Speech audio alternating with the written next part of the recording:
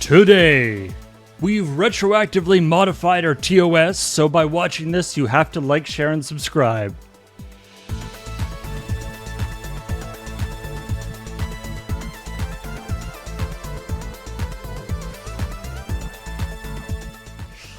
I'm sorry that I don't make the rules. That's just how it has to be.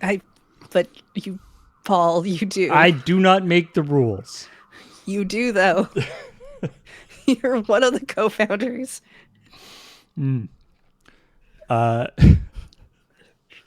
Hey, everybody. Welcome to ChillPoint, where this week we're doing a remote ChillPoint so that Heather can join us. Still a little bit under the weather, but powering through. Yeah, I'm doing okay. But I got the least wanted swag from PAX of all. yeah, they really should stop giving that out.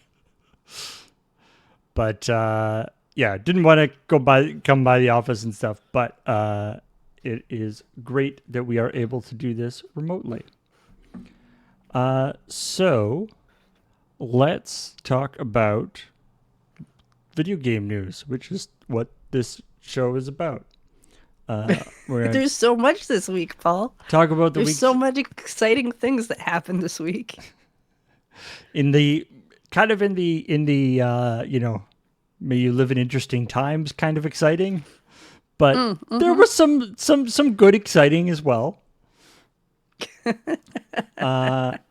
So yeah, let's talk about this episode of ChillPoint, and then also about some of the stuff that we didn't talk about ChillPoint. Now, I mean, Heather, was this nice? Was it a different experience to see the episode of ChillPoint, having not had to see the 5 takes or whatever? I mean, it was kind of nice. It was kind of novel story. only watching it once. I'll give you that. You didn't have to fix all my screw-ups and move graphics around and stuff. No, that was Graham's task this week. Yeah.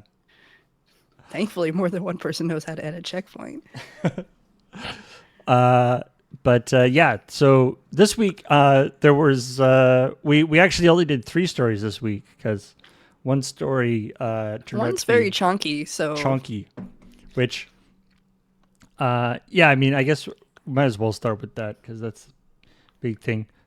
In fact, actually, starting with so I had 2 alternate title graphics for that thing, and we were talking at various points in the past.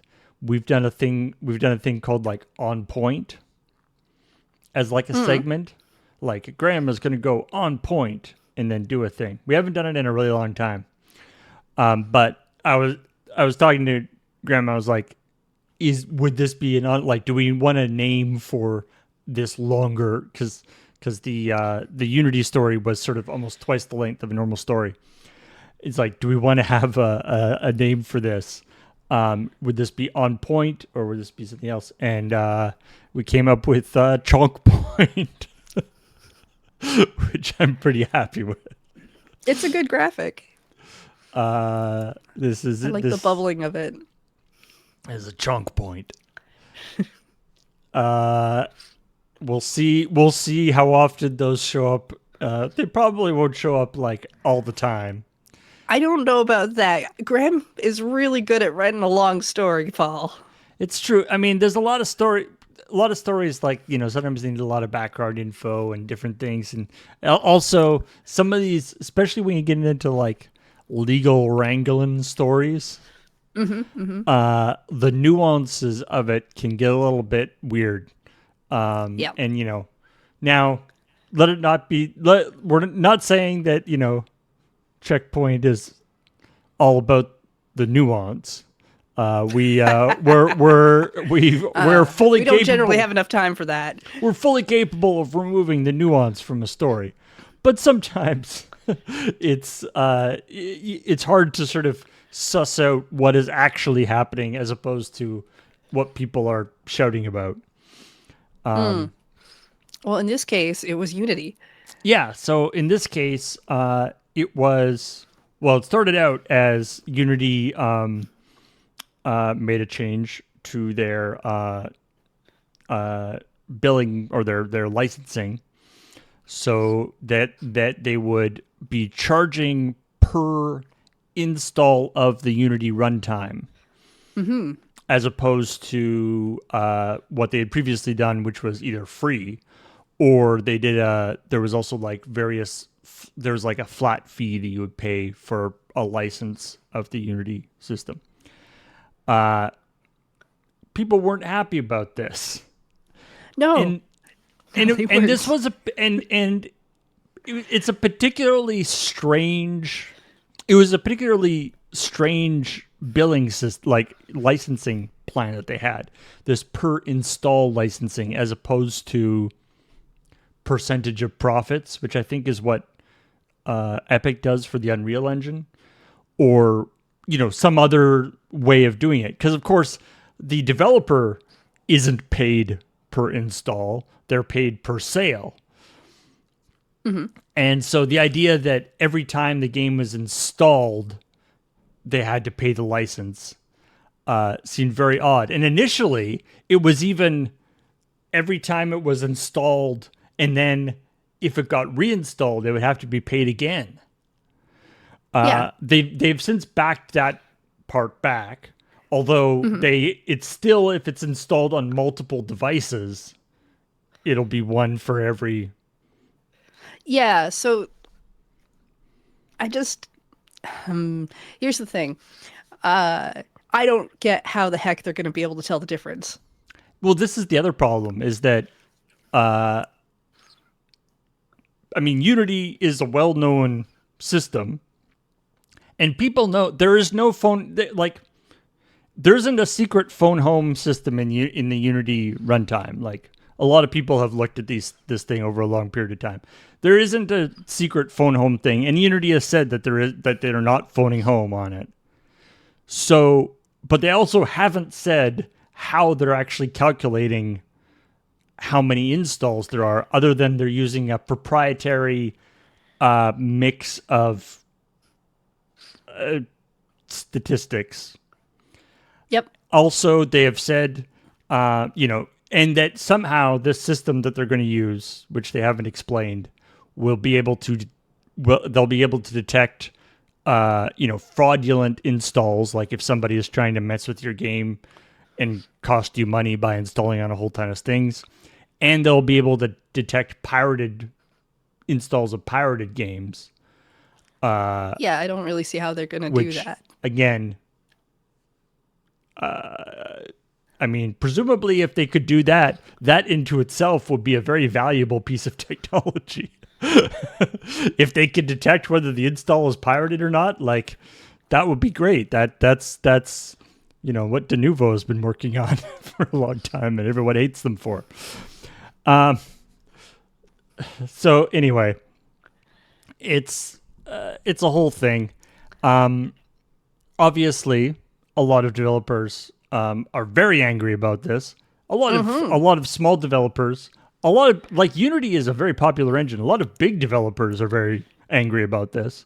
The small developers are a little more nimble, I guess, in terms of putting out statements. They don't, you know, I Oh, larger yeah. developers I'm, probably yeah. have to figure out what it actually means legally and are running it through the lawyers and stuff. Whereas the little developers, sometimes there's one or two people shop. They're just like, we'll put out a statement and Oh, I've been enjoying the small indies. Was it like Aggro Crab was one of the first ones put out a statement that was just like, "What the heck are you doing? Stop it."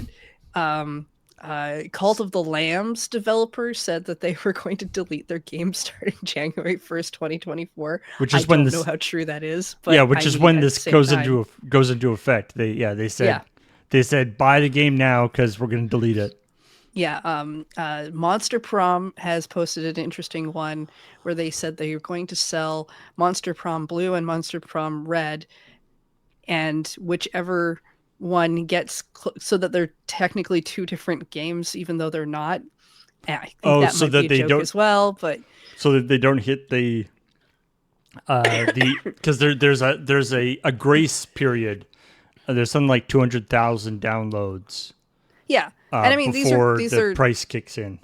yeah, and these are more than likely jokes. They're not likely things that they're going to actually do that action on. But at the same time, I wouldn't blame them if they did. Oh my god. I didn't see the Silk Song delayed by another 5 years to be ported off of Unity. Apparently, somebody Ooh, tweeted that, and it was liked that's by a Team rough. Cherry dev. But it is That's a just problem, mean. right? Because like we all know that changing engine is not an easy task. But then also, as you said, Unity is quite large, so you have all of these people who specialized in that as an engine who make that their job.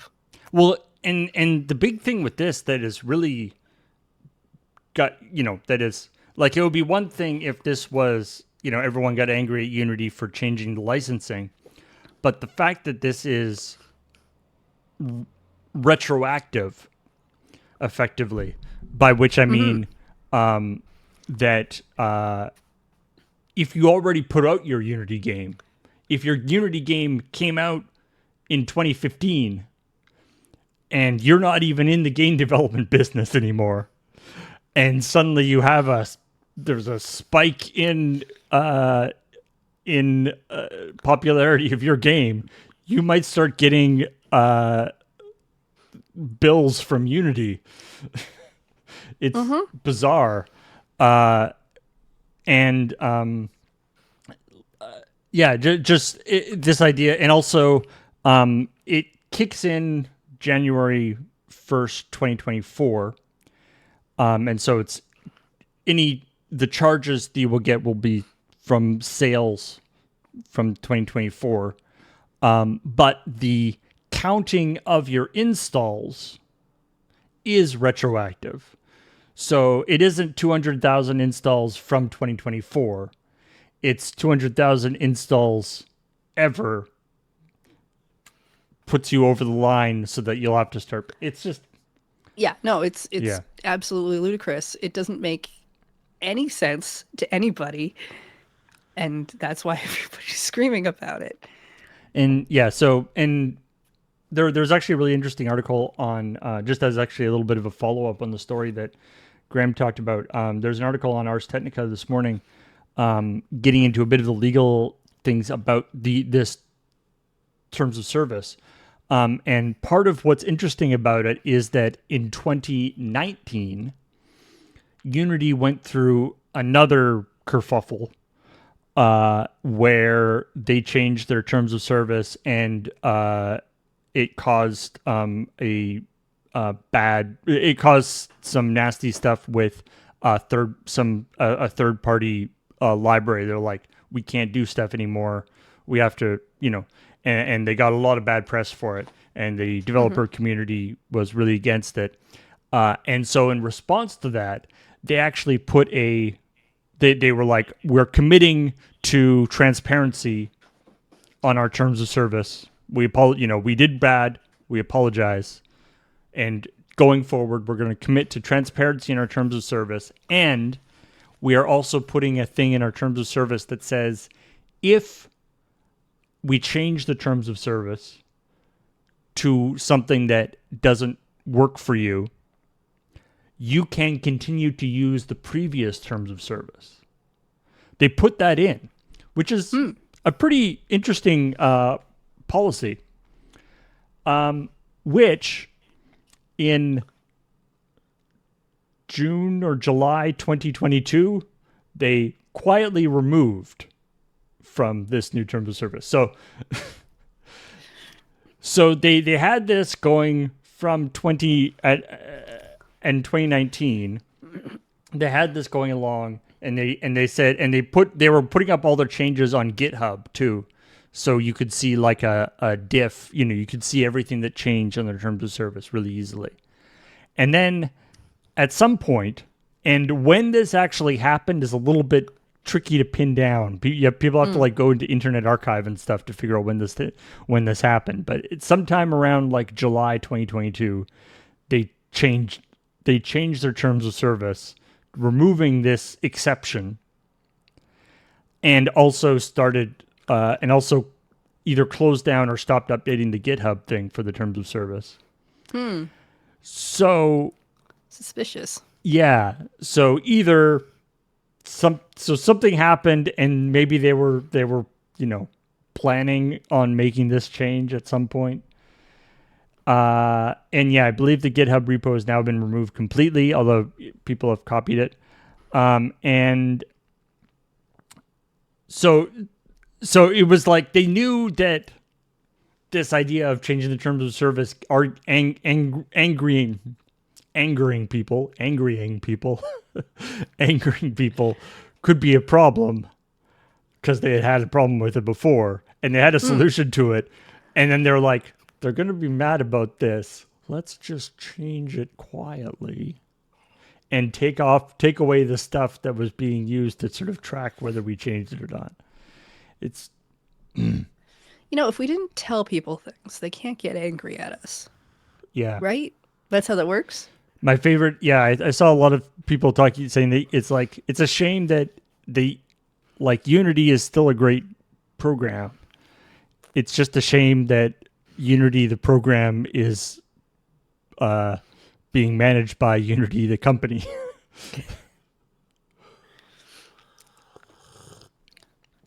Anyway, we'll see how that really ends up playing out, I suppose. We'll see.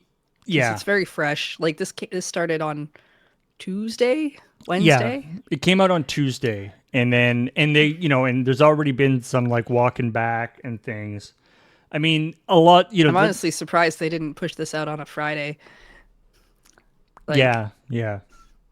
The take I've definitely seen, and is definitely believable, is that it's going to be one of these sort of do a really bad thing, apologize, and walk it mostly back, but not completely back. Still keep some of the changes, and try to get that sort of 3 steps forward, 2 steps back, so we're still pushing in the direction we want. That's your standard. We're gonna make a thing happen whether you like it or not. Pull, though, we go really hard. People are upset. We pull it back. People are like, well, that's still bad, but it's not as bad. And so they accept it. And then we continue on. Yeah. It's called microtransactions. Oofa. Too real. Too real. Sorry, microaggressions. Both apply. So yeah, we'll see how this works out. We'll be keeping an eye on things. I'm sure there will be updates to this story, but clearly, I mean, and this is, I've seen some people sort of draw parallels to the Wizards of the Coast licensing thing with the OGL, which if you don't know, just that was Wizards of the Coast was planning on making some changes to how they licensed their D&D stuff that would be extremely prohibitive to a lot of third-party content creators and people making supplements, and so they got a huge backlash against it and ended up sort of walking it back, I think entirely or mostly. Anyway, but it has a little bit of that same feel where they're sort of putting out a thing that clearly didn't have any kind of consultation with anybody who was actually somebody who would be affected by it, because they would have immediately said what the problem is. And it did, even if they did if they did okay, we were wrong, we're going to just set it back to what it was before, we apologize, they've lost a lot of trust.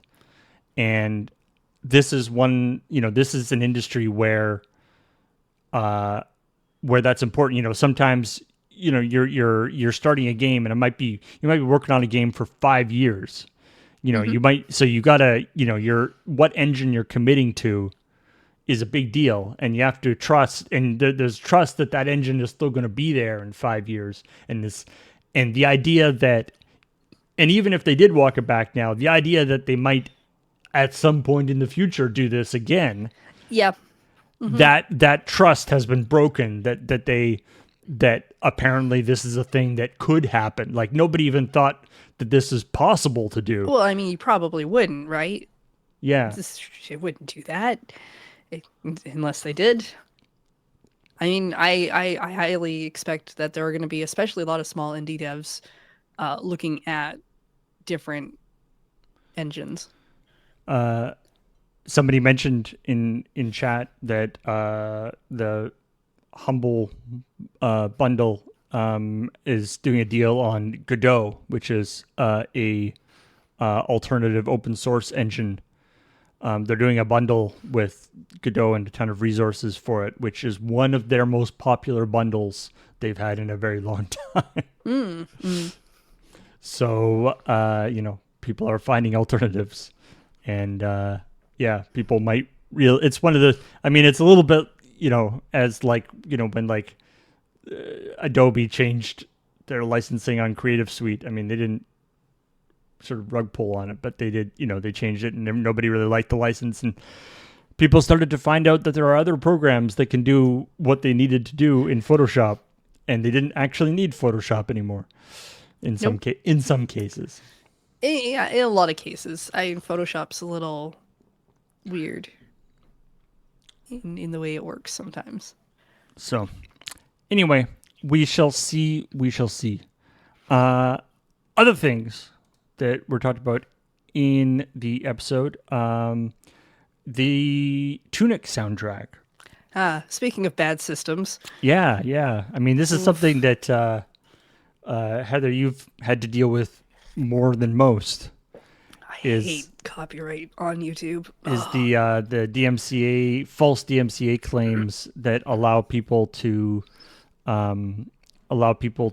pull down something. I mean, in this case, it's talking Apple Music and Spotify, but YouTube has similar. And YouTube has a similar thing. Most of what we deal with on YouTube is not technically a DCMA takedown. It's the content ID. It's a content ID thing with a we're going to demonetize your video. Getting a DMCA thing gives you an actual strike, and that's a different thing. A lot of people will use the terms interchangeably, which is what makes the conversation hard and kind of muddy. Because DCMA takedown, DMCA, whichever, is something that is trying to take the music right off the thing or not allow the owner to have it. The copyright issues on YouTube, usually a video gets blocked for an actual strike reason, or not. No, that's not true either. The video just gets blocked, and it's like, haha, we've saved you from having the terrible thing happen. It's like, thank you for doing a poor job. You could argue that while the content ID claims are not officially DMCA claims, you could argue that whole system was implemented basically to make it so YouTube was kind of proactively I have to doing change stuff. this out of the script so that it says it properly. It's why I keep saying it wrong. We had to change that when we were filming, but we changed the prompter, not the. Okay, cool. Sure. But I think the DMCA or the content ID stuff that YouTube does is sort of in some ways is kind of a preemptive thing, so they don't have to have the DMCA claims because YouTube doesn't want to have to deal with those more than they do so, and so they do the content ID thing as sort of a first level. And Twitch does a similar thing with I ran into a lot when I was streaming Kingdom Hearts, where it's just like, hey, there's a lot of copyright music in your video, so not only have we muted the video, but we've turned off all of your VODs. So you watch the VOD and then put it up, and then it's your fault. Yeah. I got emails like that. Yeah, it's not just we've turned off the VOD for this video. It's like we've turned off VODs. Yeah, so like VODs coming up won't automatically go up, and that was a fun time. Um, This seems like a more difficult thing though, because it's the actual person who made the music is being yeah, told that they don't have license to their own music. yeah, and this idea, which again is something that you get with YouTube and stuff, which is where the, when somebody says that's mine, I am doing a DMCA takedown. The first step is that it gets taken down. Hmm. Then they contact you and say, "Do you dispute this?" And then you have to do the full dispute thing. And if you dispute it, then they go back to the person who originally did it and say, "Well, they dispute it. What do you think?" And they say, "Yep, it's definitely mine." And they go, "Okay." Like the the providing evidence part actually takes a little, like at first it's just like, that's mine. Okay, take down. No, it isn't. Okay, we'll put it back up. Wait, or is it actually yours? It is actually mine. Okay, we'll take it back down. And the actual, when the opportunity to present evidence happens later in the process, where you're like, no, no, it is actually mine. Here's all the stuff. But Yeah, it's it's very dumb. it's very It's very frustrating. dumb. Hopefully, I mean, to be honest, this was one of these stories where I I was combination of afraid and also hopeful that it would have been resolved by the time we were doing the story. Like sometimes we do stories like this and it gets resolved before the story actually goes up. So like I can't, if I go to like Apple Music, I see the Tunic soundtrack there and I'm like, oh, I can't really get a good screenshot of that because it's already back. Mm-hmm. The fact that it happened is still bad, but it's like it got resolved already. So I think Yeah, I mean, sometimes when we cover stories, by the time we get to cover it, it's just the backlash has happened so from much, or it's gotten so much notice finally that that person has gotten it resolved. Because let's face it, a lot of times the only reason these things get resolved as quickly as they do is because somebody says, "Hey, did you see what's going on over there?" from what I understand, I don't think this has been resolved. So hopefully things, hopefully they'll be able to get this sorted. Tunic does have a really great soundtrack. So you should go and buy it on Bandcamp in the meantime. Yeah, But and also look out for what they call them, like Bandcamp Fridays or something.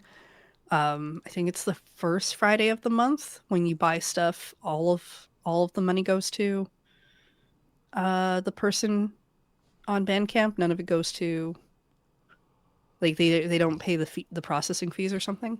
oh, that's cool. Do that.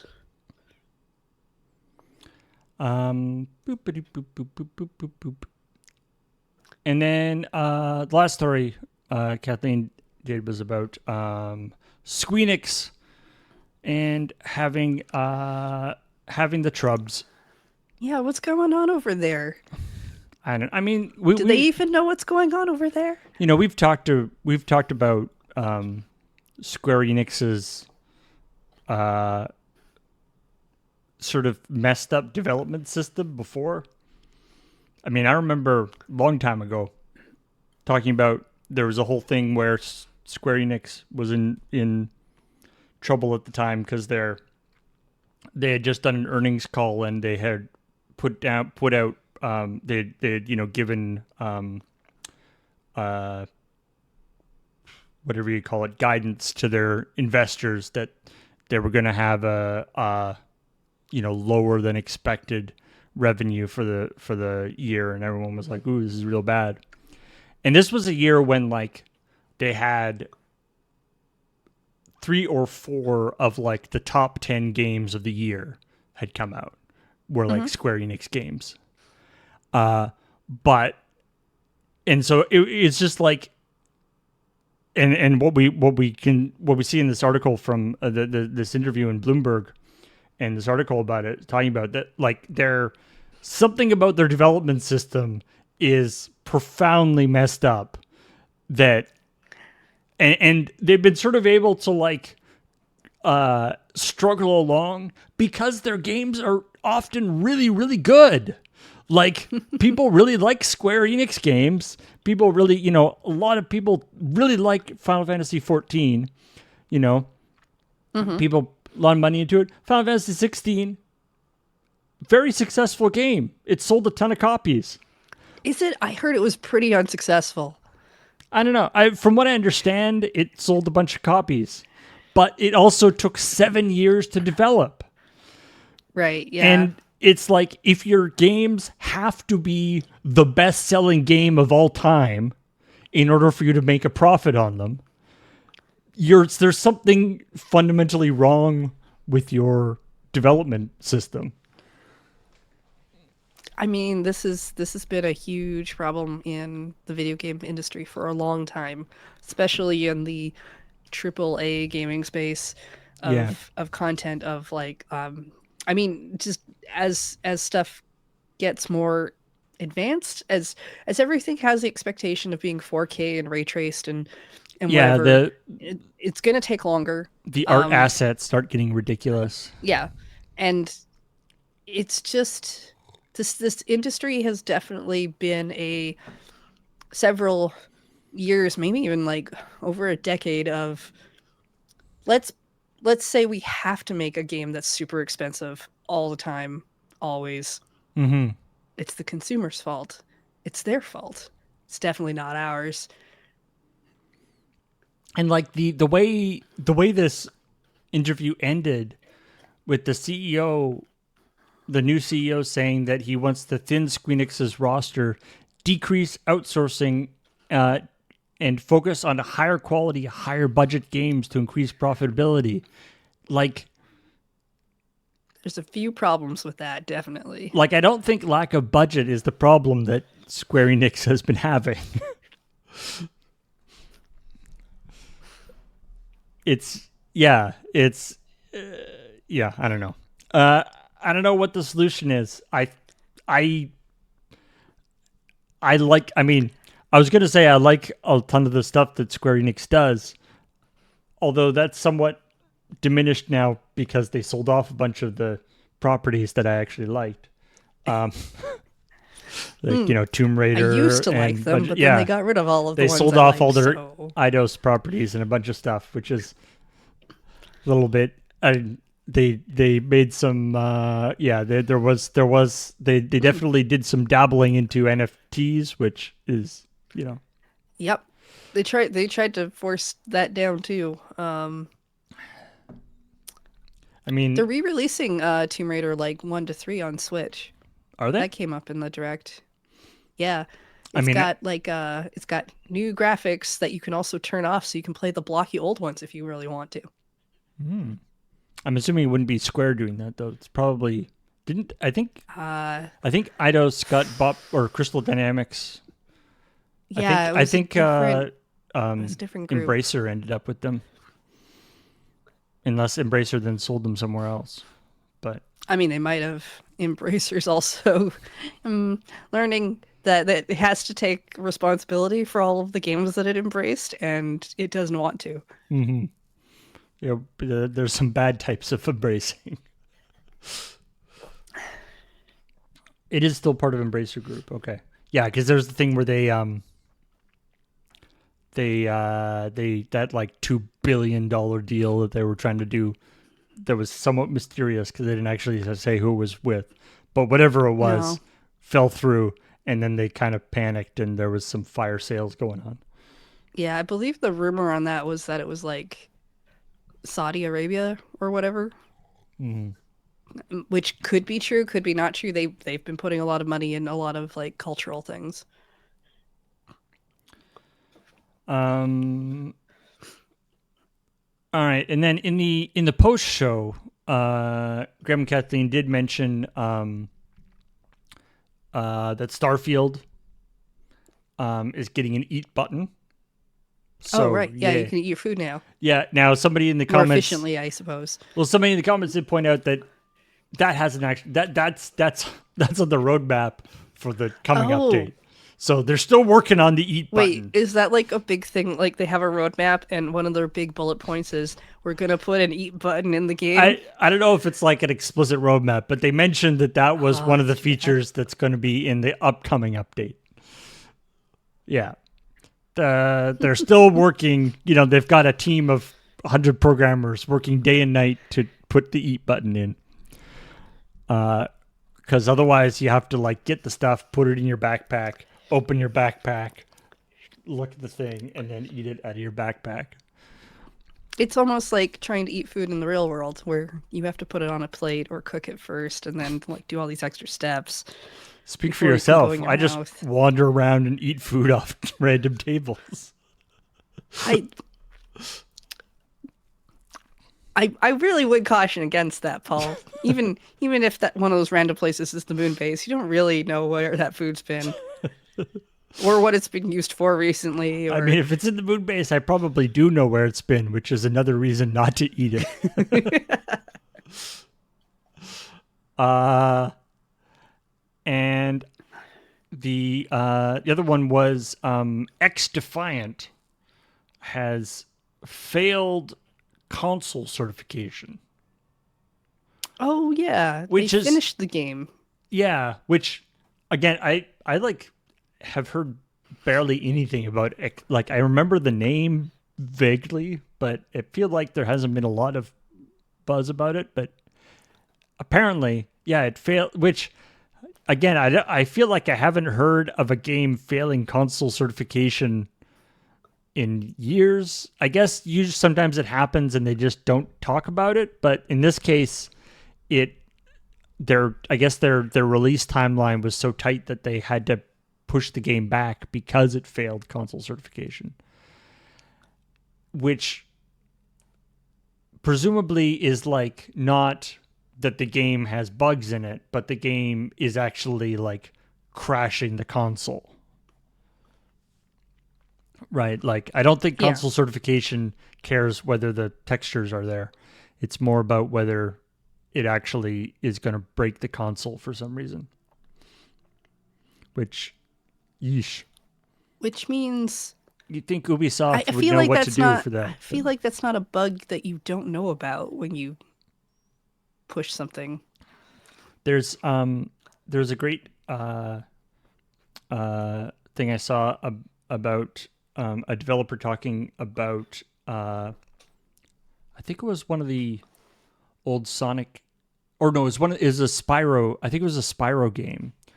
There was this bug that people figured out, or there's a thing that people figured out, which was, and nobody knew what was going on, but if you jiggled the cartridge in the it was like a Super Nintendo or game.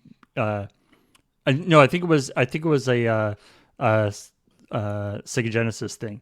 If you jiggled the cartridge in the machine, it you got a level select menu, That probably shouldn't happen. and so people were like, "This is a super sweet hack."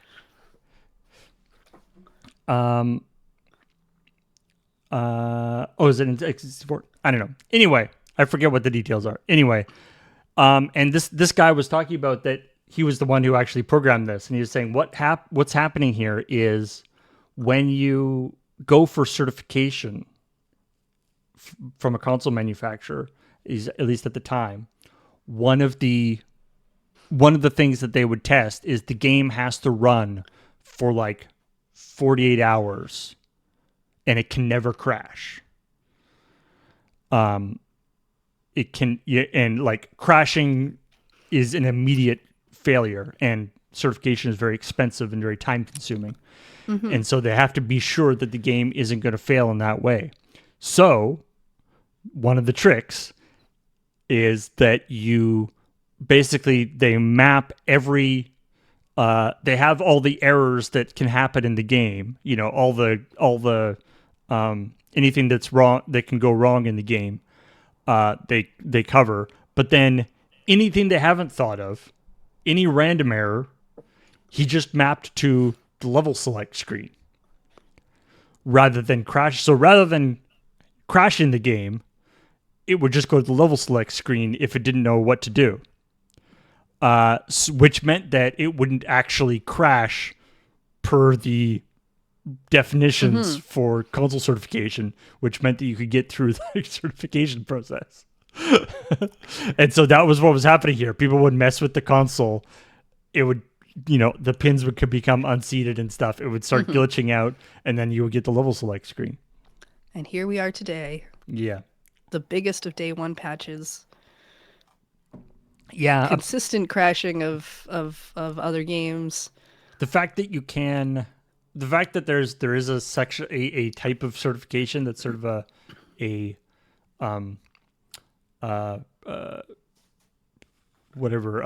temporary certification. It's like, provisional. That's it. Yeah. Assuming that you're going to fix it on day one with a day one thing is very frustrating. And I think people were asking about, and I think maybe on the Discord, Graham sort of dropped in and mentioned it, where it's like day one patches do happen. And, because the time between when a game goes gold and when it actually is released there's time in there.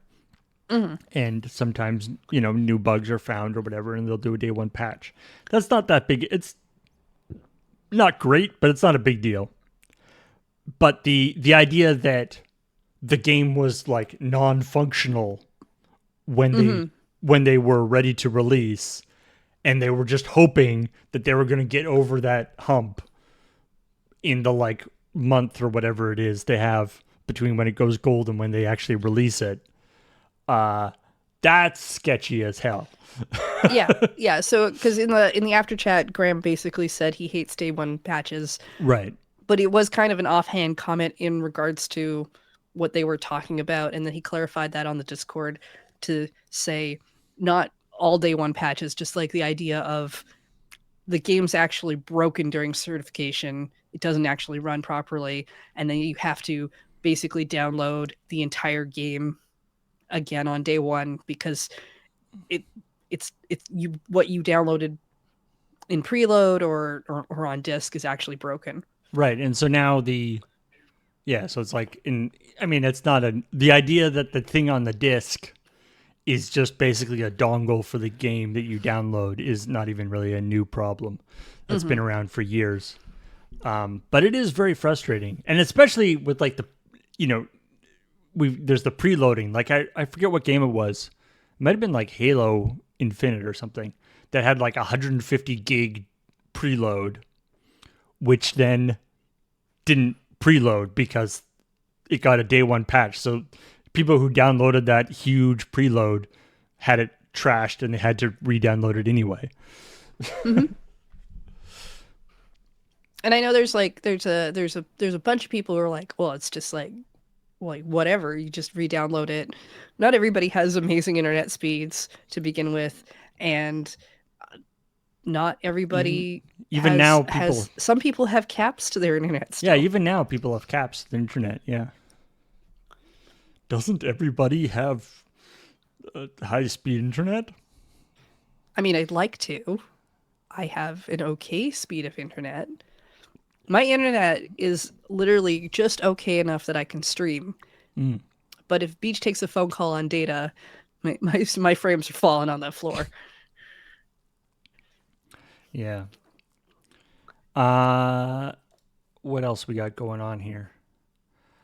Well, there's the coming up story.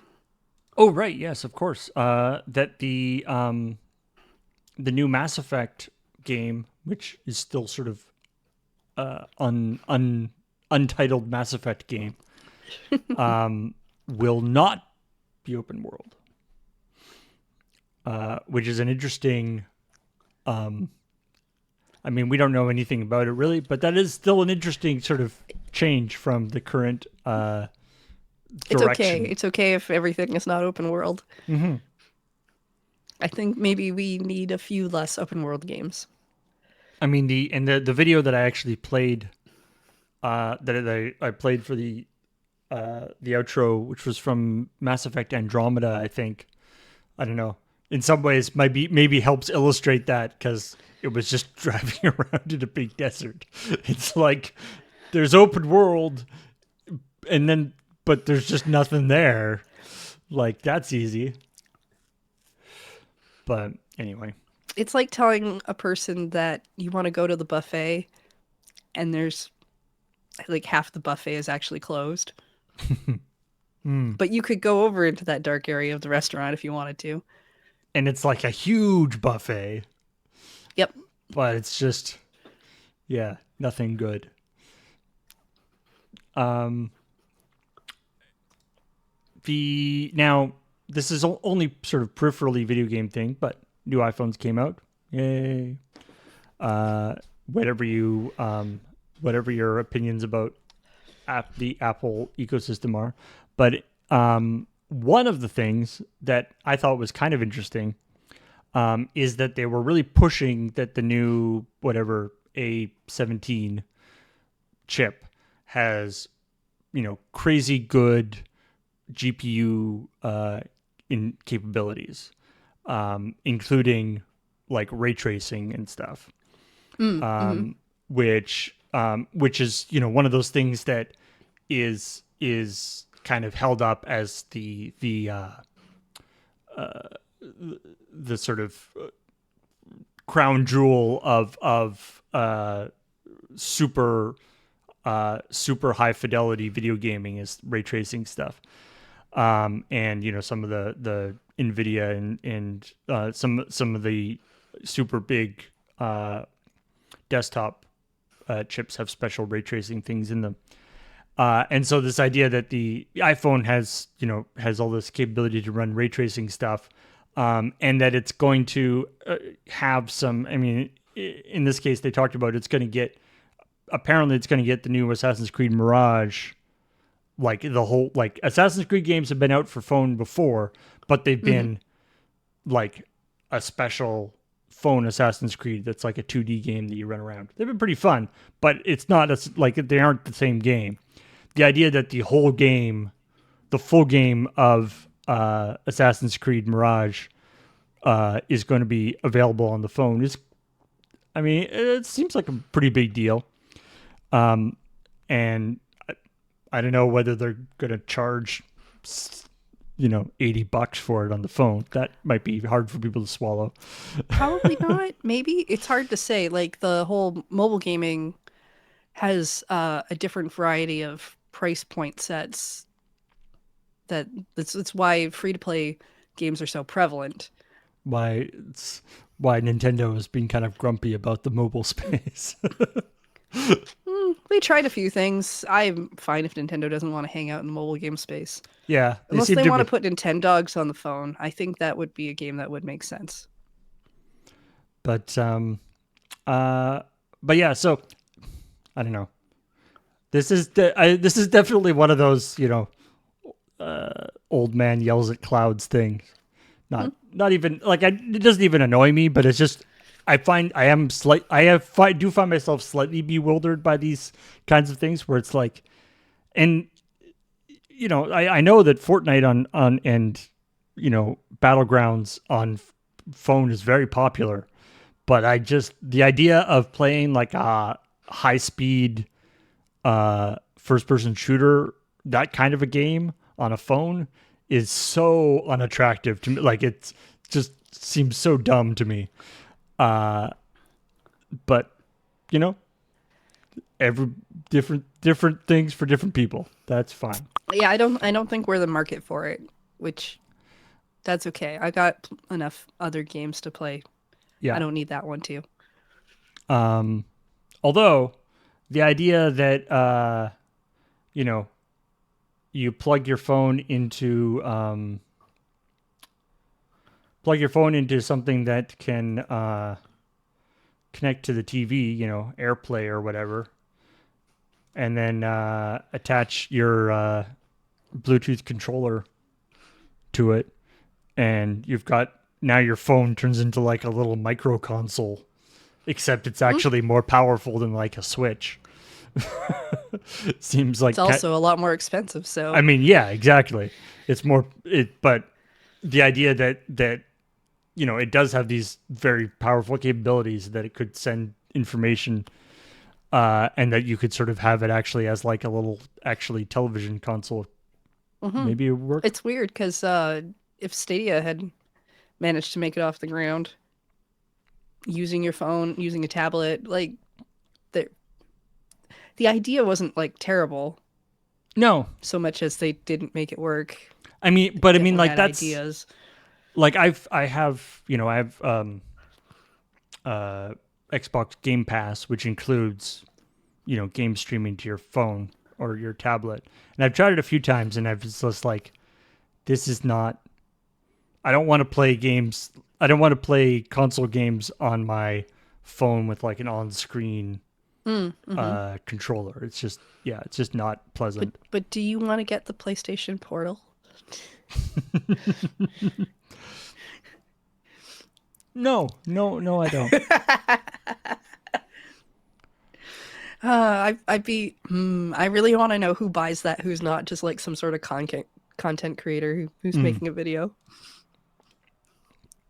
Uh, in other state of the art video game console news, uh, a new accessory called the XBHD has been released for the Xbox. Not the Xbox Series S or Series X, The original. the original Xbox, So the Xbox. it doesn't make it HD. Yes. So this Oh, is a okay. Well, thing then that a good name. it plugs into the back of the Xbox, All and right. it converts the signal so it can do HDMI. Mm-hmm. It in fact, it has two HDMI ports in it, so you can have like two TVs going off. And the really interesting thing is it has three Ethernet ports on the back of it. So you can actually connect it up to other Xboxes to have like a LAN thing going on. If you've got a bunch of original Xboxes and you want to have a Halo 2 LAN party for whatever reason. 720p to 1080i. Yeah. Okay. Kind of a niche market, I would guess. I, But you know I what? guess there are people who still play Xbox. The original, I maybe. I don't guess. know. I mean, I would hazard of all the sort of legacy retro consoles, I would guess the Xbox is probably like one of the least popular. Not necessarily because of anything bad about the Xbox, but just because of the way it was architectured. The vast majority of anything that was good for the Xbox has come out for other things. Like the Xbox was basically a PC in a bot. Like it had like off the shelf PC components in it. So moving the things from the original Xbox to other things, from what I understand, wasn't that hard. And so a lot of the useful games for Xbox came out on other things, and emulating an Xbox apparently is not that hard. So I would guess that in terms of you know retro consoles, the original Xbox is not like top of the pile.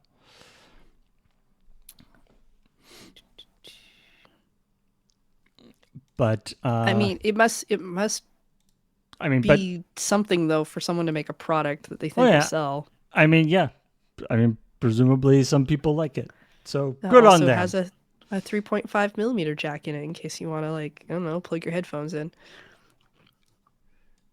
Sure, seems fine. Good for you. If this is the product you were waiting for, then then good on you for getting what you want. Yeah, I good don't for know. you. I think I just don't know people who game anymore. I don't think I know any gamers. Mm. Pretty sure nobody I know plays video games. Nope. Nobody's a real gamer anymore. Uh, you know who really wasn't a real gamer? Van Gogh. I think that was before his time. Yeah, I don't think video games were really around for him. But would he have been a gamer? Who knows? And if he had been a gamer, would he have played Pokemon? Well, Because those are all very good questions. because there's a Pokemon X Van Gogh museum uh, collaboration coming out. You can see with Pikachu and Eevee here, and they're doing like a series of I don't know whether they're just going to be stills or video things, but you know, or they're like integrating Pokemon into pictures, you know, like sunflowers, but there's a whatever that Pokemon is that's a sunflower. It's like a Sunflora, I think. Yeah. I I don't know. It I seems like it could be a cool thing. I mean I don't know that he would have played Pokemon. I feel like he I think he like one of those artists who basically didn't make any money and then he died and then all of his stuff took off. Yeah, yeah. So He I don't wasn't think that he would have popular had the in money to in be a his own. gamer. Though maybe he would have been a Pokemon artist. It's Maybe true. that would have gone better for him.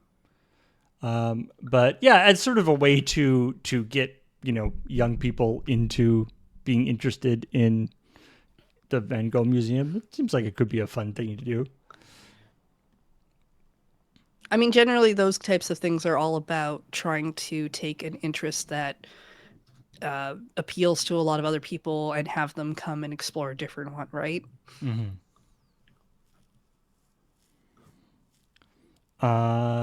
And now, and something that isn't quite as old as Van Gogh, but um, is It's definitely uh, dead. also didn't really get uh didn't didn't achieve fame in its own time. Blockbuster. Uh, do you have fond memories of Blockbuster VHS tapes? Not of the tapes specifically. Because if so, perhaps you want a Blockbuster branded Switch cartridge case. It's like a VHS cassette, but you open it up and it holds 12 Switch cartridges. I feel like I could get a case that holds a lot more. Yeah, it doesn't seem like a It does look terribly neat though. dense configuration. You could have it like opened like both sides. Like you could at least get like 24 in. Yeah. Oh, it's like directly in the videotape too, right? So Yeah, it's yeah. Like the videotape goes in it's a like double box. cased. Yeah. So, anyway, it's This weirdly seems like one of those things you would have seen like show up as one of the, like kind of a prank thing. yeah, yeah. It's Like like, hey, oh, wouldn't it be cool if this thing? Oh, people want it. Okay. yeah, yeah. Like was it Think Geek? Um, there is a new patent from Nintendo This is interesting. Yeah. for a new type of joystick to theoretically help with their joystick drift problem. I mean, the solution of which already exists with the sort of uh, the what do you call them? Hall The effect Hall effects. I mean, I thought it was very joysticks. similar to that idea. But so this it uses a now I love this word magnetorheliological magnetorheliological fluid, I think we came off the Pokemon story already, Paul. which is a fluid whose viscosity changes in accordance with the intensity of a magnetic field. And it serves as so there's like a fluid inside the controller that is what is actually transmitting the stuff. So it's basically or transmitting the information. So it's basically like as you move it, it changes the magnetic field, which can then be picked up by stuff. And there maybe it could also be and there's some suggestion in the patent application that it could also be like almost done with like a force feedback thing that like you electric current could also change the viscosity of the thing to give sort of more resistance in certain ways and stuff. Just seems like kind of a cool idea, although there is the aspect that it's like, oh great, so now your controller leaks if it breaks. That doesn't seem great. I mean, possibly. But anyway, look for that on your upcoming Switch 2, Probably. I mean, maybe. which apparently has been demoed at Gamescom. Uh-huh. I mean, it Running Zelda Breath of the probably Wild at has. 4K 60 frames per second. Nobody has any video or any actual information about Oh. it, but that's the rumor. If somebody had video of that, I feel like they'd get into a lot of shit for revealing it. Yeah. Yeah, it's because I only bring that up because patents aren't a guarantee. Patents are just they've been working on a thing. Right, exactly. Yeah, But- there's lots but of it things would have be been nice- patented that didn't actually make them happen. It would be nice if when they bring out the inevitable Switch 2, that the Joy-Cons didn't drift. Yeah. I love this because this is there's so the rumor that the Switch 2 was demoed at Gamescom playing Breath of the Wild 4K 60 frames a second. Nobody who actually it's a secondhand rumor. A guy said that people have told him that they saw it. So nobody friend who of a friend. actually saw it has come forward. But it's probably true. Well, I mean, so the thing know. is, I roll my eyes because we've been talking about a Switch 2 for like 5 years, Right. but we're in like year 7 or something, so or we're about to You hit know, year 7 it or probab- whatever. So eventually they're gonna be right. And it probably exists somewhere. There's Yeah, probably probably. some sort of new Switch or new console prototype from But they're Nintendo. probably not gonna tell us about until like next year yeah. at the earliest. I don't think they're gonna tell us about it this year.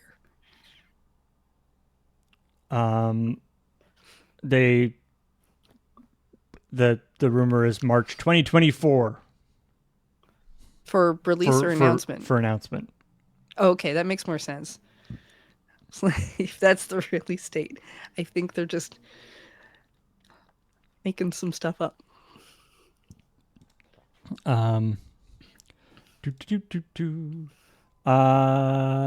New Picross.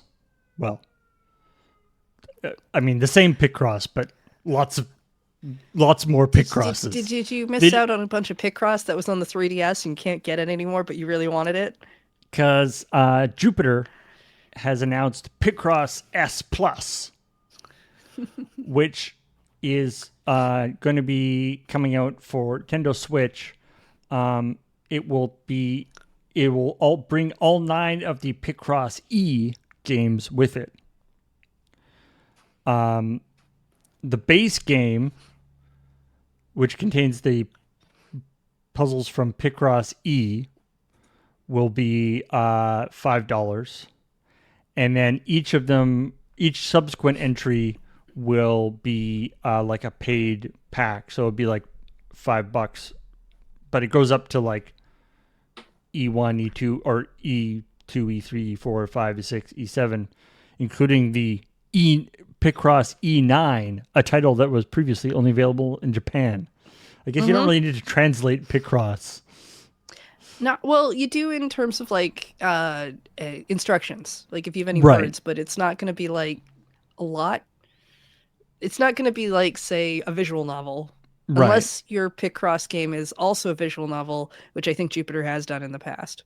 Mm. Speaking of which, I got whatever it's called, Murder by the Numbers. Oh yeah. It was on the Epic Game Store, like they were giving it away, so I grabbed it, and I want so much to enjoy it, but its particular implementation of Picross is so bad. I hate it. Like it doesn't have any like Picross features in it. So It's weird when you it's play an just older Picross game or one that doesn't yeah. have things that you think Picross should have, isn't it? Yeah, it's like you can't like you it doesn't have the like marking things to like switch different tools. You have to like go and Mm-hmm. click on stuff. It's really just like slow and awkward and frustrating and kind of Yeah. makes me not want to play it. So I've been playing like Super Mario Picross or whatever for the Super Famicom that's on the Nintendo online stuff. That is also made by Jupiter, but it's a very old version of Picross. Mm. The when you move the cursor to the end of the row, it doesn't wrap around and loop. It Oh, just it stops, so you so you have have to to just move back. laboriously And move that is that. so weird, Paul. It's so weird that I want that so much. It's such a simple thing in terms of like what you get out of a Picross game today. I mean, presumably the nice thing about this Picross S Plus will be it's taking all of the boards from these the 3DS Picross games, but they'll be Mm. loaded into the new engine for the. Yeah, I usually when my understanding is when Jupiter makes a new Picross game, any updates they've made typically also make it into their previous ones. At least that's But what I understand. I've only played the first one because I didn't. It took me a long time to finish it because I played other games, so I haven't actually bought any of the other ones. yeah, I think Beej mentioned it at one point, but uh, the on iOS anyway, there's a game called Nonogram's Katana, which is sort Mm-hmm. of the gold standard by my reckoning of Picross games in terms of interface. Um, it's it's got all of the bells and whistles that you could possibly want in terms of different ways to mark spots and different things like that, which is what I need. Have you ever played a Picross that has like multiple colors? I have, Because and those are interesting in their own way. yeah, I mean it's almost a complete like basically all of the things, all of the techniques that you develop doing Picross black and white don't apply to color, which is Mm-hmm. very annoying. And so you sort of have to start again. Um, but uh, but yeah, I've done it a little bit, but I haven't done them too much. Mm. Um, I think they mentioned this actually briefly in the outro or in the after show bit on the show, but yeah, apparently No Man's Sky is having its biggest month in years. For I guess it's sort of as a halo effect, knock on effect from Starfield, Mm. which is kind of funny.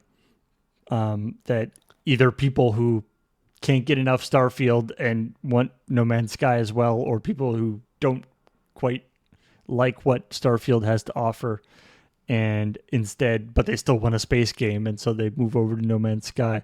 Whatever the case, apparently they're very happy. So I mean, it's nice to see that they're doing well, I guess. After all that time hmm spent on it and refiguring their game for as long as they did. yeah, yeah. A rising tide lifts all ships into orbit. I don't know. Um, the yeah,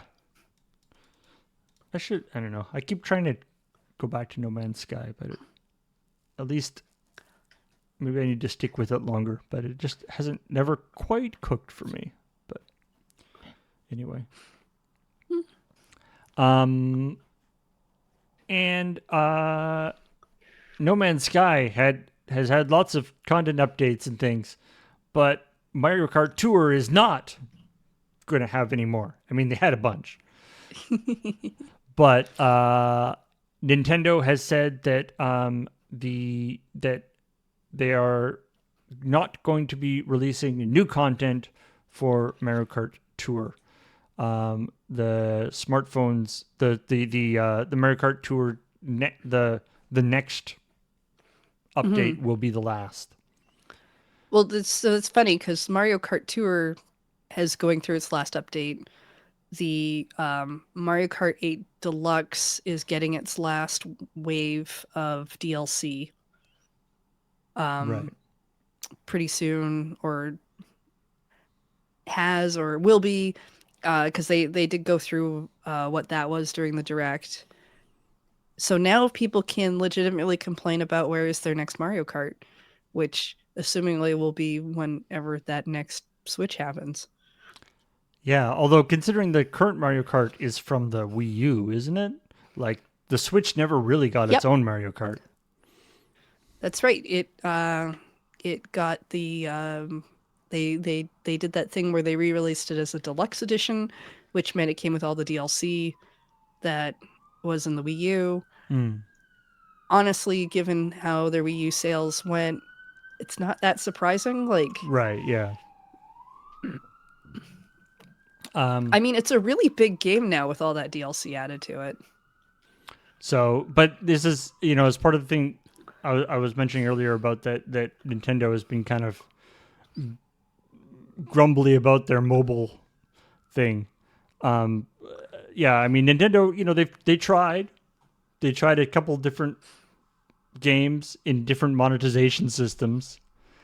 They don't seem to be very happy with the results. Um, so although they say although America Tour isn't being shuttered, Nintendo has indicated that its core franchises may not be as prevalent on mobile moving forward, which is a very wishy washy way of saying we're not going to be making them anymore. Yeah, I mean, that's fine. I'm fine with that. Yeah. I mean, I guess the, what is it? The Fire Emblem is the one that has really taken off.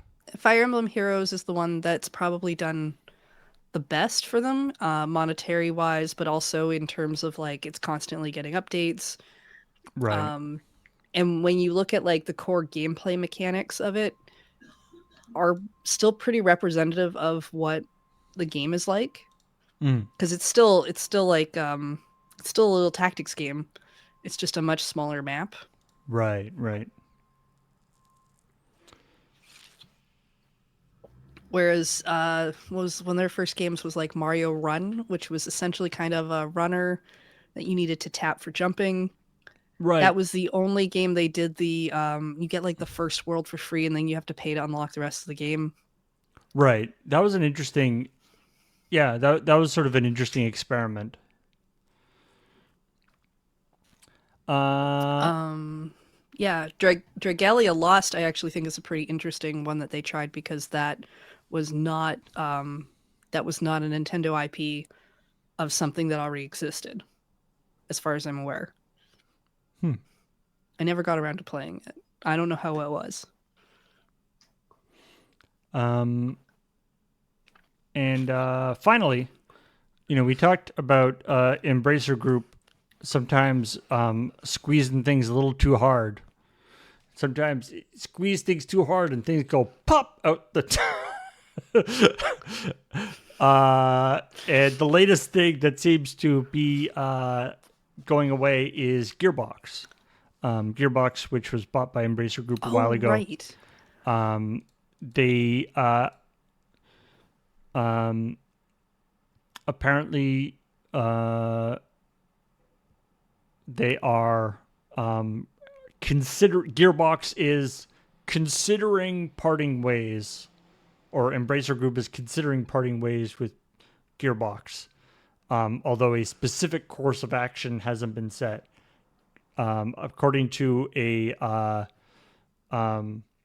an email that apparently was sent out to employees just recently, there are many options under consideration, including Gearbox's transfer, taking Gearbox independent, and others. Ultimately, we will move ahead with whichever path is better for Gearbox and Embracer. Nothing is decided yet, but there will be.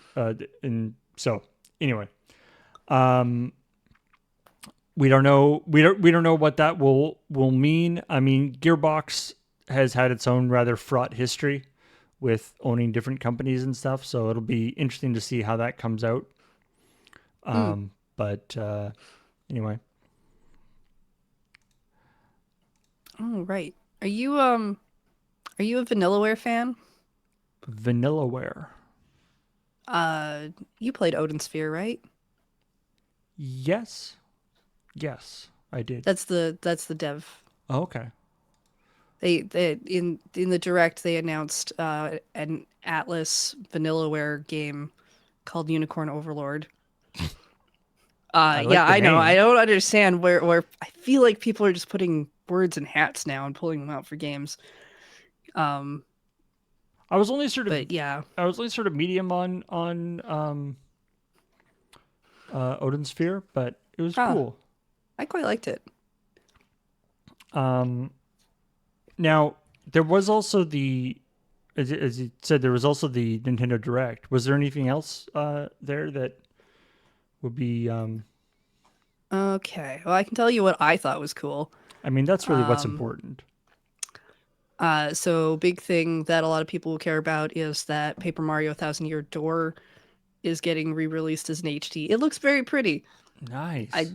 so that's pretty cool. Are they like redrawing all the sprites and stuff?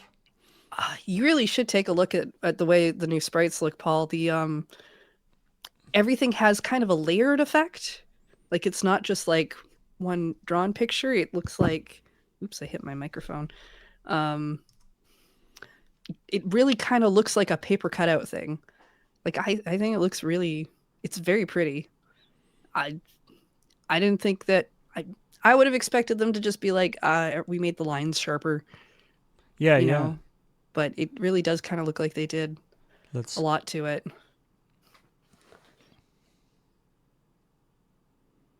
Ooh.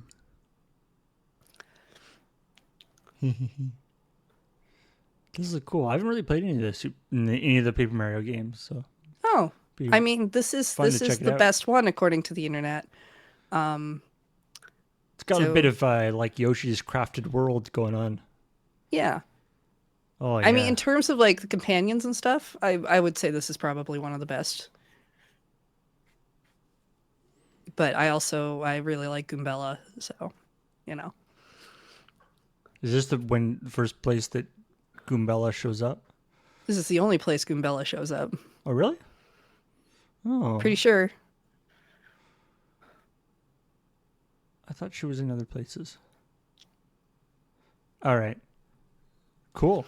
But Yeah. yeah, so there's that. That's pretty cool. Do you like F-Zero? I've been known to play a little F-Zero on occasion. Do you want to play F-Zero as a battle royale against 99 other people because they've made F-Zero 99?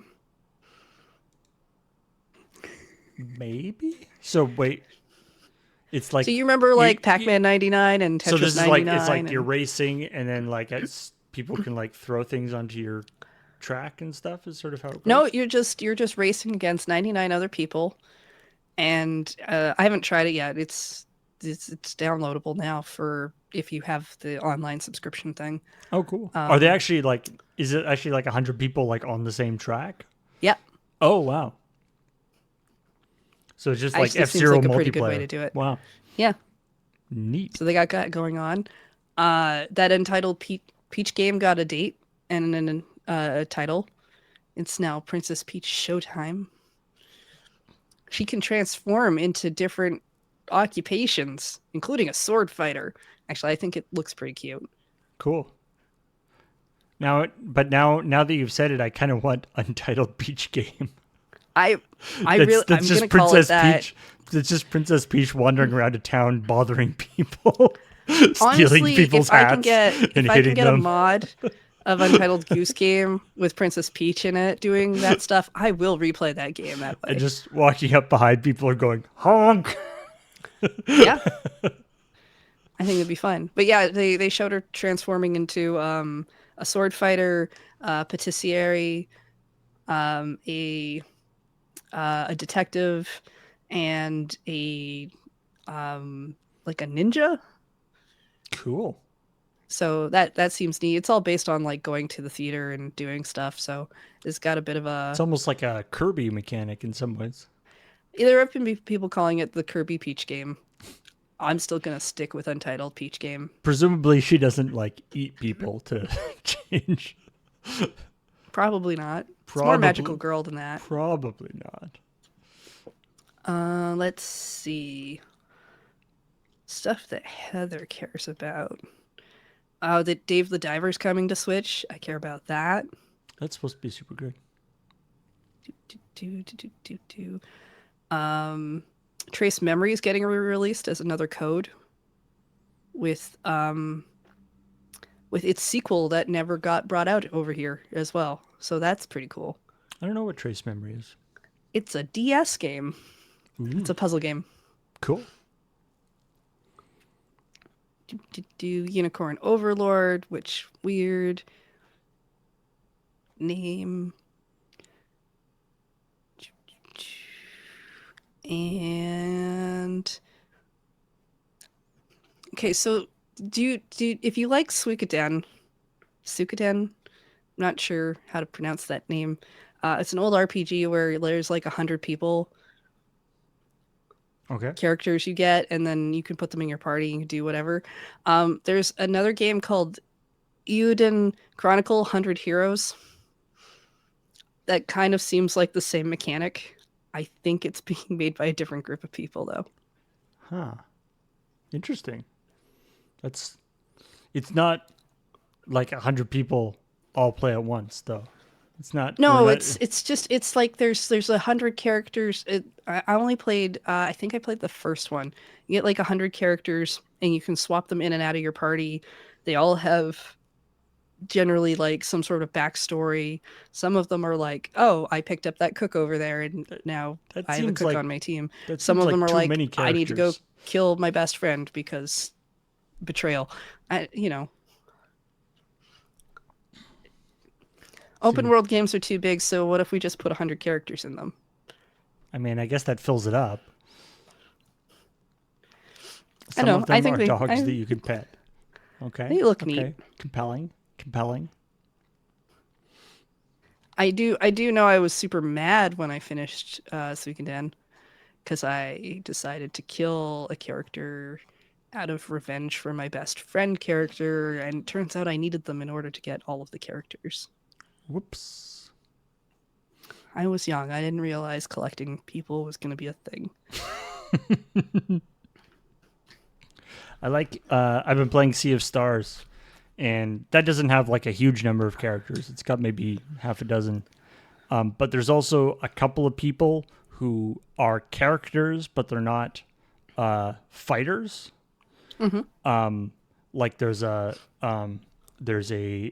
historian that you meet, and it's like she's super cool and like explains stuff and tells you stuff, and you do all sorts of stuff. But they don't. I like that they don't make her like a, she uses book power to fight people or something.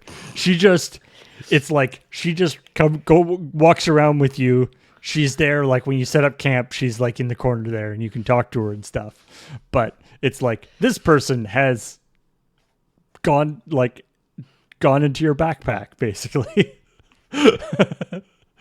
This person, you can't see her, but she's there. You can just carry her around. Yeah.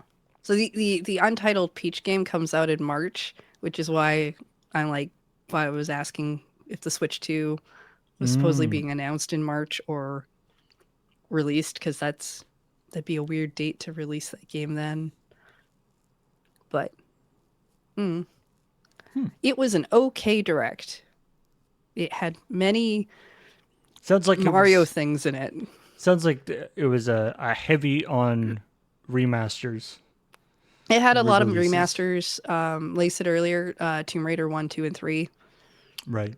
But it was pretty, as far as directs go, I thought it was pretty okay. There was nothing in there that made me like jump up and down. But maybe I'm just old now. Maybe I just don't do that anymore. Sad.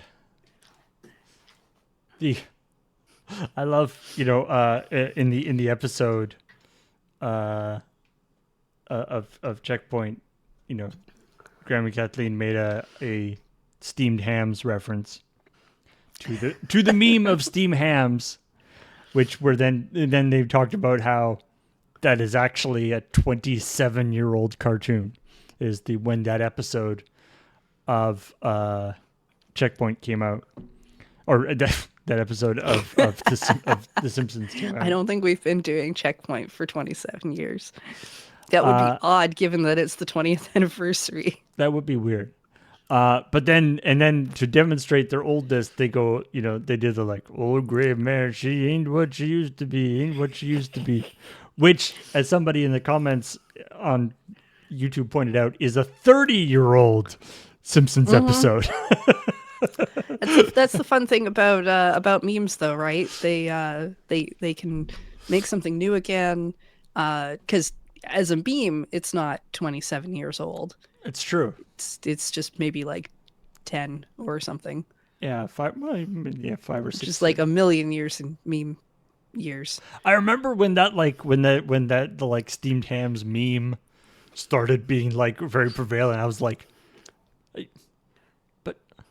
but why? It's like, I guess it's a funny bit, but why? I don't know how this happened. But you never. That's the whole point of memes. Yeah, they just kind of, it's something that somebody else saw, something sparks, things start going on. Anyway, that is all the news that thought was interesting to talk about today for the ChillPoint. Yeah. You hear that, chat? Nobody cares about the state of play. The state of play. It's fine. Yeah. They showed more Spider-Man too. Just so you know, the PS5 at the office might just disappear for a while. It's in my house. Funny how that is. All right. We should go. Thank you. Thanks everybody for joining us. And we will talk to all y'all later. Bye-bye.